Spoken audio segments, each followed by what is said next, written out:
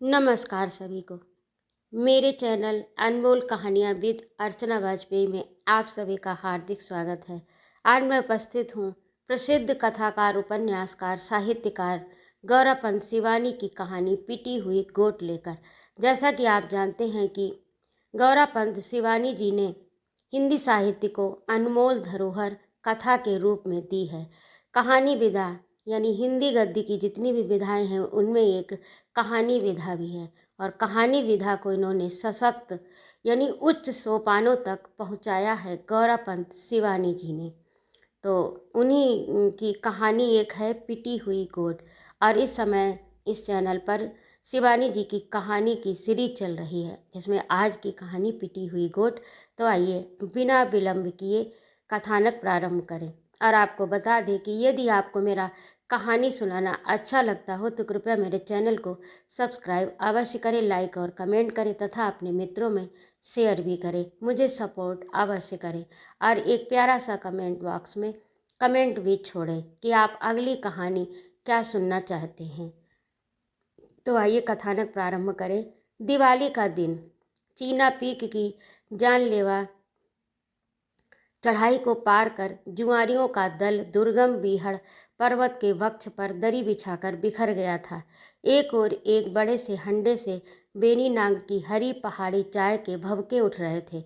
दूसरी ओर पेड़ के तने से 7 बकरे लटकाकर आग की धूनी में भूने जा रहे थे।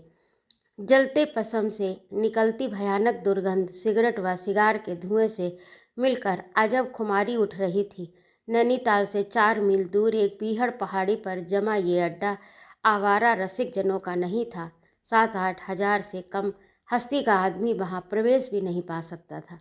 टेढ़ी खद्दर की टोपी को बाकी अदा से लगाए तरुण नेता महिम भट्ट, भालदार कुंदन सिंह, कुंवर लाल बहादुर, सुंदर जोशी आदि एक से एक गणमान्य व्यक्ति महालक्ष्मी का पूजन प्रसादी ग्रहण कर अपने गुप्त अड्डे पर पहुंच जाते। छाती से ताश की गड्डी चिपकाकर टेढ़ी आंखों से दूसरे खिलाड़ियों के पत्तों की ग्रह स्थिति भांपना, झूठी गीदड़ भभकियां देकर चाले चलना उन सिद्ध हस्त पारंगत खिलाड़ियों के बाएं हाथ का खेल था। उस दायरे में प्रायः 8-10 ही खिलाड़ी रहते, क्योंकि चीना पीक के उस बादशाही खेल की चाले चलना हर किसी के लिए संभव नहीं होता। मिनटों में ही वहां 1000 की चाल तिगुनी कर पत्ते खुलवाए जाते। कभी कत्थे और चिड़ के ठेके दांव पर लगाए जाते, कभी आवारा पाटा और अपर चीना स्थित भव्य शाहवी बंगले। नैनीताल के कई लखपति चीना पीक की उसी वीरानी से वीरान बनकर लौटे थे। फिर भी प्रत्येक महालया को उसी धूम और उसी गरज तरस से फिर अड्डा जम जाता। कल रात सुना चीनियों ने हमारी 3 चौकियां और जीत ली। लाल साह ने हाथ में सुरती मलकर अपने मोटे लटके ओंठ को भीतर भरकर कहा, अबे हटा भी, वहाँ की मनहूस खबर ले आया। सारे पत्ते बिगाड़ दिए। लाल साह को कोहनी से मारकर विक्रम पालथी समेत ओट में अपने पत्ते देखकर बोला, ले देखें चीनी, एक हाथ हमारे साथ, 10-10 को इसी तरह पटक दूंगा। पत्ते पटाख से जमीन पर फेंक कर उसने कहा, पिछली बार वह अपनी साहिनी की शुतुरमुर्ग के अंडों के आकार की नेपाली मूंगमाला यहीं हार गया था। इसी से साधारण पत्तों पर वह झूठी चाल नहीं चल रहा था। लो भाई, एक चाल मेरी। चुटकियां बजाते महिम भट्ट ने 100 का नोट फेंका और गिद्ध दृष्टि से एक पल में न जाने किस जादुई शक्ति से सबके अदृश्य पत्ते भांप लिए। पत्तों की गरिमा उसके लाल आलू बुखारे से गालों पर भी उभर आई। मन के उत्साह को वह किसी प्रकार भी नहीं दबा पा रहा था।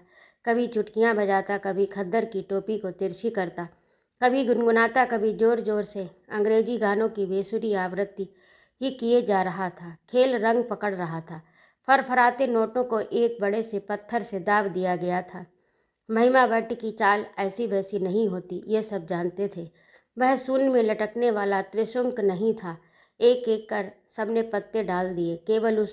केवल एक व्यक्ति ही डटा रहा, और वह था नौसिखिया खिलाड़ी गुरदास। कुछ खेल की जिद, कुछ चातुर्य से उकसाता खिलाड़ी महिम भट्ट उसे ले बैठे। पत्ते खुले तो वह 8000 हार गया था। दोनों हाथ झाड़ कर वह उठने लगा तो लाल साहब ने खींच कर बिठा दिया। वाह वाह, ऐसे नहीं उठ सकते मामू, खेल ठीक 12 बजे तक चलेगा।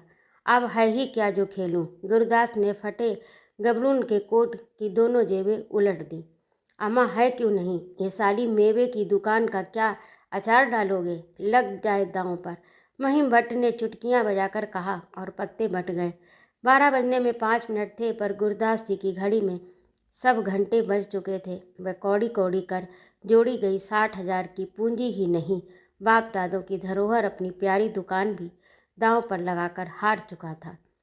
ठीक घड़ी के कांटे के साथ ही खेल समाप्त हुआ। एक एक कर सब खिलाड़ी हाथों की धूल झाड़ कर चले गए। कड़कड़ाती ठंड में पेड़ के एक ठूंठ तने पर अपनी कुबड़ी पीठ टिकाए निष्प्राण सा गुरुदास शून्य गगन को एकटक देख रहा था। अब वह क्या लेकर घर जाएगा। उसकी प्यारी सी दुकान, जिसकी गद्दी पर वह छोटी सी सग्गड़ में 3-4 गोबर और कोयले के लड्डू धमकाकर चेस्टनट, अखरोट की चेरी, स्ट्रॉबेरी को मोतियों के मोल बेचा करता था, अब उसकी कहाँ थी। महीने की रसद लाने के लिए 5 का नोट भी तो नहीं था जेब में। टप टप कर उसकी झुर्री पड़े गालों पर आंसू टपकने लगे। फटी वहाँ से उसने आंखें पोंछी ही थी कि किसी ने उसका हाथ पकड़कर बड़े स्नेह से कहा, वाह दाजू, क्या इसी हौसले से खेलने आए थे। कैसे मर्द हो जी, चलो उठो, घर चलकर एक बाजी और रहेगी। गुरुदास ने मुड़कर देखा, उसका सर्वस्व हरण करने वाला महिम भट्ट ही उसे खींचकर उठा रहा था। क्यों मरे सांप को मार रहे हो भट्ट जी, अब है ही क्या जो खेलूंगा। बूढ़ा गुरुदास सचमुच ही सिसकने लगा। वाह जी वाह, क्यों नहीं, असली हीरा तो अभी गांठ ही में बंधा है। लो सिगार पियो, कहकर महिम ने अपनी बर्मी चुस्ट जलाकर स्वयं गुरुदास के ओंठों से लगा दिया। बढ़िया तंबाकू के बिलासी धुएं के खंखार में गुरुदास की चेतना सजग हो उठी। कैसा हीरा भट्ट जी, महिम ने उसके कान के पास मुख ले जाकर कुछ फुसफुसाकर कहा।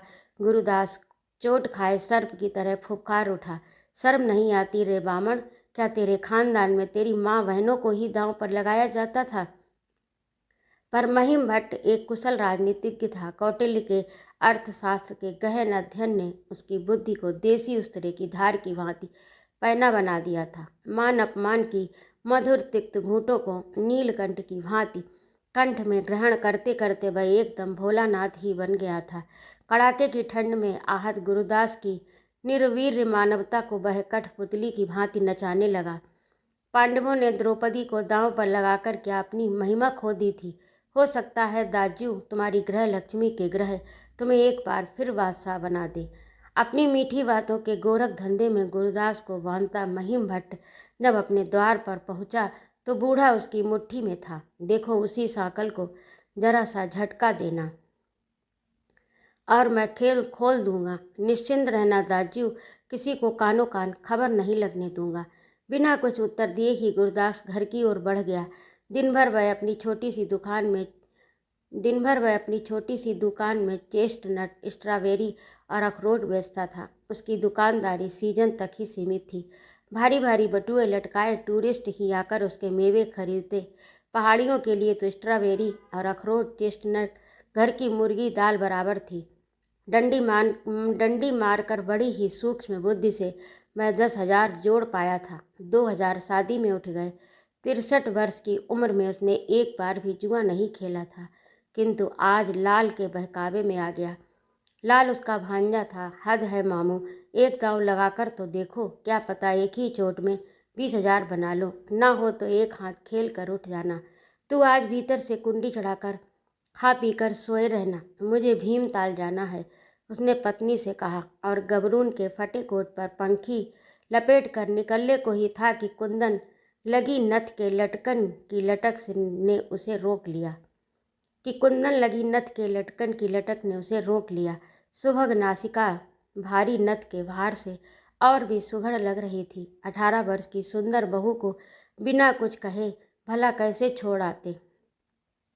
अरे सुन तो, कहकर उन्होंने पत्नी को खींच छाती से लगाकर कहा, तू जो कहती थी ना कि पिथौरागढ़ की मालदारिन किसी सतलड़ मुझे गड़वा दूं, पिथौरागढ़ की मालदारन किसी सतलड़ तुझे गड़वा दूं। भगवान ने चाहा तो कल ही सोना लेकर सुनार को दे दूंगा। बिना कुछ कहे चंदो पति ने अपने को छुड़ाकर प्रसाद बनाने लगी। 3 वर्ष से वह प्रत्येक दिवाली पर पति का यही व्यर्थ आश्वासन सुनती आई थी। उधर बूढ़ा लहसुन भी खाने लगा था। ऐसी दुर्गंध आई कि उसका माथा चकरा गया। रिश्ते में बहू लगने पर भी वह चंदो की हम उम्र थी और दोनों में बड़ा प्रेम था। मामी जी आज खूब मन लगाकर लक्ष्मी जी को पूजना। मामा जी 10,000 लेकर जुआ खेलने गए हैं। अपने सुंदर चेहरे से नथ का कुंदन खिसकाकर वह बोली। जलते घी की सुगंध से कमरा भर गया। हट आई है बड़ी, उन बेचारों के पास 10,000 होते तो कार्तिक में मेरी एक गत होती।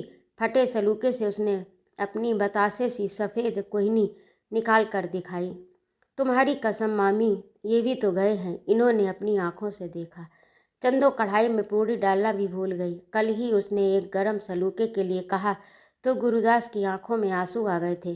चंदो तेरी कसम, जो इस सीजन में 1 पैसा नफ़ा मिला हो। न जाने कहाँ के भिखमंगे आकर नैनीताल में जुटने लगे हैं। अखरोट चेस्टनट क्या खाएंगे। 2 आने की मूंगफली ही लेकर टूंग लेते हैं। मेरा कोट दे, कहकर उसने कोट की फटी खिड़की से तुरंत कुर्ते की वहाँ ही निकाल कर दिखा दी। तू कहती क्या है बहू, 10,000 उनके पास कहाँ से आएंगे। लो और सुनो। लाल बहू झुंझलाकर उठ गई। तभी तो ये कहते हैं कि मामा जी ने पुण्य किए थे जो मामी जैसी सती लक्ष्मी मिली। मिलती कोई ऐसी वैसी तो जानते कई 20 सैकड़ा होते हैं। चलू भाई, मुझे क्या, तुमसे माया प्रेम है, इसी से न चाहने पर भी मुँह से निकल ही जाती है। वह चली गई तो चंदा सोच में डूबी ही रह गई। सचमुच में लक्ष्मी थी, सतयुग की सती, जिसका सुनहरा चित्र कलयुगी चौखटे में एकदम ही बेतुका लगता था। 3 वर्ष पहले उसके दरिद्र माता पिता पिथौरागढ़ के अग्निकांड में भस्म हो गए थे। कभी उसने चावल चखे भी नहीं थे। मानिरा के माड़ से गुजर करने वाला उसका दरिद्र परिवार नष्ट हुआ तो बिरादरी वाले उस अनाथ सरल बालिका को नैनीताल के एक दूर के रिश्ते के ताऊ के मत्थे पटक गए। प्रायः ही वह गुरुदास की दुकान पर सब्जी लेने जाती। कद्दू मूली पहाड़ी बंडे के बीच खड़ी उस रूप की रानी पर शाह जी बुरी तरह रीझ गए और एक अंधे के हाथ बटेर लग गई। 60 वर्ष के शाह ने सेहरा बांधा तो नैनीताल के उत्साही तरुण छात्रों ने काले झंडे लेकर जुलूस भी निकाला। पर जुलूस के पहले ही पिछवाड़े से शाह जी अपनी दुल्हन को लेकर घर पहुंच चुके थे।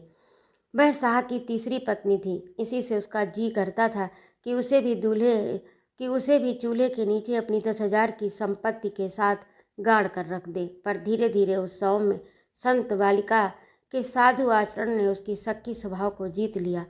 न वह पास पड़ोस में उठती बैठती न कहीं जाती। गुरुदास दुकान पर जाता तो वह अपने प्रकाश विहीन कमरे में पति के पूरी वहाँ के जीर्ण स्वेटर को उधेड़ कर आधी वहाँ का बनाती तो कभी आधी वहाँ के पुराने बनियान से मोजे बनाती। गुरुदास नया ऊन तो दूर सलाइयाँ भी लेकर नहीं देता। एक बार उसने सलाइयों की फरमाइश की तो झट से गुरुदास ने अपने पुराने छाते से ही मोड़ माड़ कर विभिन्न आकार की 4 जोड़ियाँ सलाई बना दी। किंतु पड़ोसियों और आत्मीय स्वजनों के उभारे जाने पर भी चंदो ने कृपण पति के प्रति बगावत का झंडा नहीं खड़ा किया। उसे सचमुच ही पति के प्रति अनोखा लगाव था। उस लगाव में प्रेम कम, कृतज्ञता ही अधिक थी। किंतु बचपन से वह बूढ़ी दादी और पतिपरायण माता से पति भक्ति का ही उपदेश सुनती आई थी। पति से द्रोह करने वाली स्त्री की ऐसी दशा होती है। दादी ने अनपढ़ भोली बालिका को कल्याण में चील कौओं से नोची जाने वाली छटपटाती स्त्री का चित्र दिखाकर कहा था। फिर गुरुदास उसे बड़े प्यार से पुचकार कर बुलाता। बड़े से दोने में भरकर जलेबी लाने में वह कभी कंजूसी नहीं दिखाता। जैसे जीवन के 15 वर्षों में मिठाई तो दूर भरपेट अन्न भी न जुटा हो। उसके लिए नित्य जलेबी का दोना पकड़ाने वाला पति परमेश्वर नहीं तो और क्या होता। गुरुदास चंदो के अंधकारमय जीवन का प्रथम प्रकाश था। वह अपनी खिड़की से नित्य नवीन साड़ियों में मटकती सीजन की सुंदरियों को देखती तो कभी उसे डाह नहीं होती। गुरुदास दुकान लौटता, सकरी सीढ़ियों पर पति की फटीचर जूतियों की फत फत सुनकर वह आश्वस्त होकर उठती। गरम राख से अंगारे निकाल कर आग सुलगाती, चाय बनाकर पति को देती, उंगलियां चाट चाट कर चटकोरे लेती, जलेबी का दोना साफ करती और फिर नित्य मंदिर जाती। मंदिर के रास्ते में उसे प्रायः ही डिग्री कॉलेज के मनचले लड़के वैजंती माला कहकर छेड़ भी देते, पर उनके फिल्मी गाने, सीटियाँ और हाय हू उसे छू भी नहीं सकते। वह सिर झुकाए मंदिर जाती, नित्य देवी से आंखें मूंद कर एक ही वरदान मांगती, मेरा सौभाग्य अचल हो माँ। शायद उसकी सरल निष्कपट प्रार्थना ने बूढ़े गुरुदास के समग्र रोगों से एक साथ मोर्चा ले लिया था। उसी बुढ़ापे में भी वह लय लहाने लगा। पास पड़ोस की स्त्रियों ने गुरुदास के कृपण स्वभाव की आलोचना को नित्य नवीन रूप देकर चंदों को भड़काने की कई चेष्टाएं की, पर वे विफल रहीं। रवि, सोम और बुध को चंदो मौन व्रत धारण करती, मंगल शनि को पहाड़ की स्त्रियां मिलने मिलाने कहीं नहीं जाती, बृहस्पति को वे दल बांध कर आती, पर गुरुदास का प्रसंग छिड़ते ही चंदो कोई न कोई बहाना बनाकर उठ जाती। आज लाल बहू ने उसका चित्त खिन्न कर दिया। जिस पति को देवता समझकर पूछती थी, क्या वही उसे धोखा दे गया। उसका नियम था वह पति के आने तक सदा बैठी रहती। आज भी वह बैठी थी। पति की परिचित पद ध्वनि सुनकर वह उसे असंख्य उपालंबों से बीधने को व्याकुल हो उठी, पर सौम्यता और शील ने उसके चित्त पर काबू पा लिया। हंसकर वह पति का स्वागत करने बढ़ी, पर पति के सूखे चेहरे ने उसे पीछे धकेल दिया। हार तो नहीं गए चंदो? गुरुदास का गला भर्रा आया। 10-11 दिए अभी भी टिमटिमा रहे थे। उन्हीं के अस्पष्ट आलोक में पति के कुम्हलाए चेहरे को देखकर चंदो का हृदय असीम करुणा से भर आया। ममता तो अपने पाले कुत्ते पर भी हो जाती है, फिर वह तो उसे ही पालने वाला स्वामी था। तू जल्दी पंखी डालकर मेरे साथ चल। कहाँ चलने को कह रहे हैं इतनी रात? बिना कुछ कहे ही चंदो ने अपनी गूंगी दृष्टि पति की ओर उठाई। तुझसे झूठ नहीं बोलूँगा चंदो, 8,000 और दुकान सब कुछ हार गया हूँ। महिम कहता है घर की लक्ष्मी को बगल में बिठाकर दांव फेंकूं तो शायद जीत जाऊं। चलेगी ना? वह गिड़गिड़ाने लगा। सरल निष्कपट चित्त के दर्पण में संसार की कलुषित फरेबी चालें कितनी स्पष्ट होकर निखर जाती हैं। चंदो पलक मारते ही सब समझ गई। आधी रात को उसका पति उसे महिम भट्ट के यहाँ दांव पर लगाने के लिए ही तो ले जा रहा था। 2 ही दिन पहले वह मंदिर के द्वार में महिम भट्ट से टकरा गई थी। कैसा सुदर्शन व्यक्ति, किंतु कैसी कुख्याति थी उसकी। पास पड़ोस में नित्य ही वह उसके दुर्दांत कामी स्वभाव की बातें सुनती। वह युवती विधवाओं के लिए व्याघ्र था। कितनी ही अलहड़ किशोरियाँ उसके वैभव और व्यक्तित्व से रीझ कर लट्टू सी घूमने लगी थी। फिर भी न जाने अन्यायी में कैसा जादू था। एक बार देखने पर सहज ही में दृष्टि नहीं लौटी थी। चल चल चंदो, देर मत कर। उसे अपनी फटी पंखी में लपेट कर वह ताला लगा गुरुदास उसे निर्जन सड़क पर खींच ले गया। महिम भट्ट के पिछवाड़े से होकर दोनों उसके गुप्त द्वार पर खड़े हो गए। लोहे की विराट सांकर पर लगी छोटी सी घंटी को दबाते ही द्वार खुल गया। आइए भौजी, आइए आइए। अहो भाग्य मेरे, जो कुटिया को पवित्र किया आपने। महिम के काले ओवरकोट से उठती सुगंध की लपटों ने चंदो को बांध लिया। एक सकरी गली को पार कर तीनों महिम की कुटिया के दीवान खाने में पहुंचे तो उसका वैभव देखकर चंदो दंग रह गई। छत से एक अजीब झाड़ फानूस लटक रहा था, जिसकी नीलव रोशनी में फटी पंखी में लिपटी क्रसकाया चंदो बुत सी खड़ी ही रह गई। बैठो बैठो भौजी, लो गरम कॉफ़ी पियो। पास ही धरे कीमती थर्मस से कॉफ़ी डालकर महिम ने कहा। चंदो सकुचाकर पति की ओट में छिप गई। ओहो दाज्यू, ऐसे हीरे तो इस गोदड़ी में न छिपाया होता। ठीक ही कहते हैं, गोदड़ियों में ही लाल छिपे होते हैं। लो भौजी, ये साल ओढ़ो। ये पंखी तो तुम्हारा अपमान कर रही है। ये अपना कीमती पश्मीना उसकी ओर बढ़ाकर महिम ने कहा। लज्जा वनता चंदो ने प्याला थामा। दोनों हाथों से पकड़कर ओढ़ी गई पंखी नीचे गिर पड़ी। नीचे क्या गिरी कि कृष्ण मेघ को चीर कर धौत चंद्रिका छिटक गई। अब सब भूल भाल कर महिम उसे ही देखता रहा। ऐसा रूप, क्या रंग था, क्या नक्श, और बिना किसी बनावटी उतार चढ़ाव के चंदन सी देह का क्या अपूर्व गठन था। लज्जाशील और भय के सारे शरीर का रक्त चंदो के चेहरे पर चढ़कर सिंदूर बिखेर उठा। नारी सौंदर्य का अनोखा जौहरी महिम उसके अंग प्रत्यंग की सच्चाई को अपने अनुभव की कसौटी पर कस रहा था और खरे कुंदन की हर लीक उस पद पद पर मत्त कर रही थी। अच्छा, अब देर कैसी भट्ट जी, हो जाए आखिरी दांव। गुरुदास ने प्याले की चीनी को अंगुली से चाट कर कहा। क्यों नहीं, क्यों नहीं। महिम ने चांदी के पानदान से कस्तूरी बीड़ा दोनों की ओर बढ़ाकर कहा। दांव तो लगा रहे हो दाज्यू, पर क्या भाभी से पूछ लिया है। विजयी मुंहफट उदाम यौवन की चोट से गुरुदास की जर्जर काया कांप उठी। बुरा मान गए दाज्यू, महिम ने बीड़े से गाल फुलाकर कहा। हिसाब किताब साफ करना ठीक ही होता है। देखो भाभी, दाज्यू आज सब कुछ मुझसे हार गए हैं। तुम्हें ही दांव पर लगाने का सौदा तय हुआ। जरूरी नहीं कि तुम्हें हार ही जाए। हो सकता है तुम्हारी शकुनिया देह ही बाजी इन्हें खोए 8,000 दिलाकर एक बार फिर मेवे की दुकान पर बिठा दे। पर अगर हार गए तो तुम आज की रात मेरे घर में रहोगी। तुम्हारे जीवन की प्रत्येक रात्रि पर मेरा अधिकार रहेगा। मैं इसका विशेष प्रबंध रखूंगा। तुम्हारे पति की हार और मेरी जीत का भेद प्राण रहते हम तीनों को छोड़ और कोई भी नहीं जान पाएगा। तुम्हारी अटूट पति भक्ति का बड़ा दबदबा है और इससे मुझे बड़ी मदद मिलेगी। तुम्हारे पति यदि हार गए तो। बीच ही में महिम को रोककर गुरुदास क्रोध से कांपता खड़ा हो गया। गुस्सा आने पर बलगम का गोला घर घर कर पुरानी जीप के इंजन की भांति उसके गले में घरघराने लगा था। अवरुद्ध कंठ से दोनों मुट्ठियां भींच कर वह बोला, मैं कभी हार नहीं सकता, कभी नहीं। अच्छा, भगवान करे ऐसा ही हो दाज्यू, जल्दी क्या है, बैठो तो सही। बैठो तो सही। उसे हाथ पकड़कर बिठा दिया महिम ने मुस्कुराकर और ओवरकोट उतार कर पत्ते हाथ में ले लिए। गरम धारीदार नाइट ड्रेस में सुदर्शनी तेजस्वी नरसिंह महिम भट्ट पान और दोक्तों से अपनी बिलासी अधरों की मुस्कान बिखेरता गाँव तकिए के सहारे लेटा पत्ते बांटने लगा। दूसरी ओर गबरून के कोट की फटी कोहनियों से लहसुन की गांठ सी हड्डियां निकाले दो रंगी मफलर से अपनी लाल गीली नाक को बार बार पोंछता गुरुदास जोर से देवी कवच का पाठ कर रहा था। रूपम देई जयम देई यशो देही दुसो जही।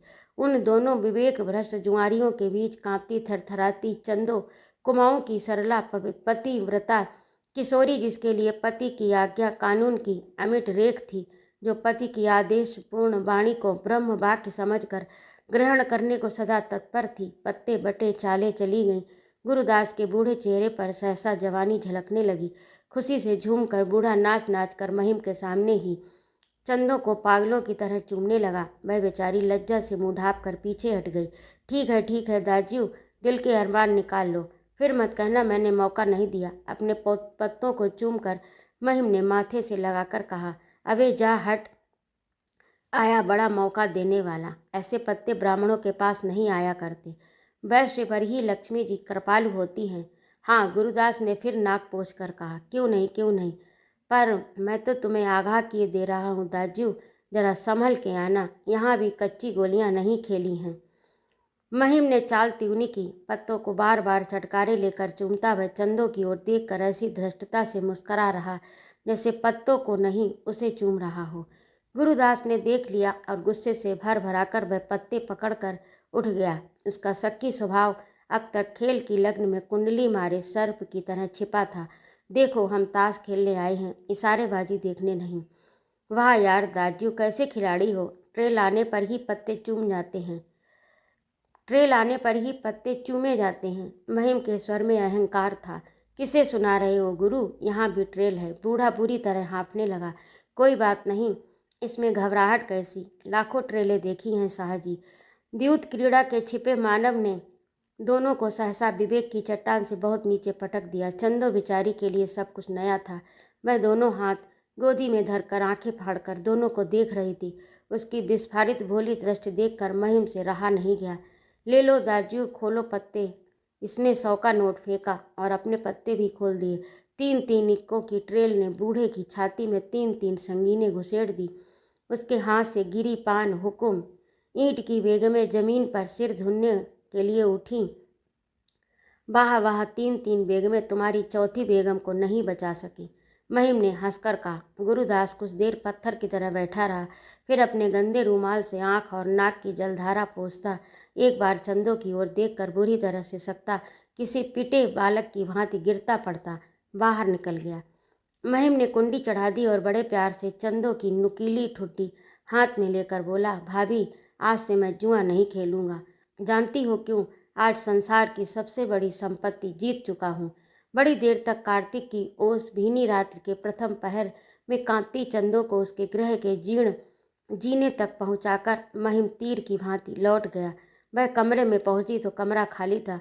गुरुदास तड़के ही उठकर पाषाण देवी के मंदिर में नित्य माथा टेकने जाता था। वह चुपचाप फटी रजाई सिर तक खींच कर सो गई। कैसी नींद आई थी! बाप रे बाप! मामी मामी उठो, गजब हो गया। लाल बहू का कंठ स्वर सुनकर वह हड़बड़ा उठी। मामा जी ताल में कूद गए। मंदिर के पुजारी ने देखा, कांटा डाला है पर लाश नहीं मिली।